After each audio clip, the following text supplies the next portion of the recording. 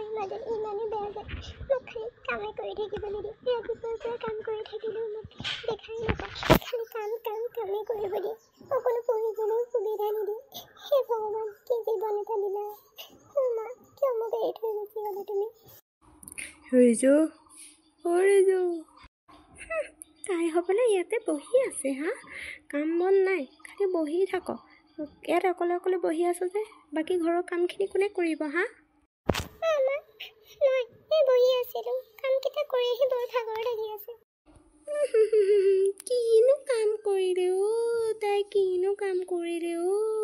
ঘৰৰ এইকেইটা কাম কৰোঁতে তাইকে ভাগৰত মৰিয়ে গৈছেগৈ নাই মা ৰাতিপুৱাৰ পৰা কৰিয়ে আছোঁ আপুনি কিয় তেনেকৈ কৈছে বাৰু ঘৰখন সাৰিলেই তাইকে বৰ ভাগৰ লাগিলে কাপোৰকেইটা ধুলি হা আৰু ভাত কোনে বনাব হা ভাতকেইটা বনাগৈ মই আজি এইফালে যাবলগীয়া আছে জল্দি বনাগৈ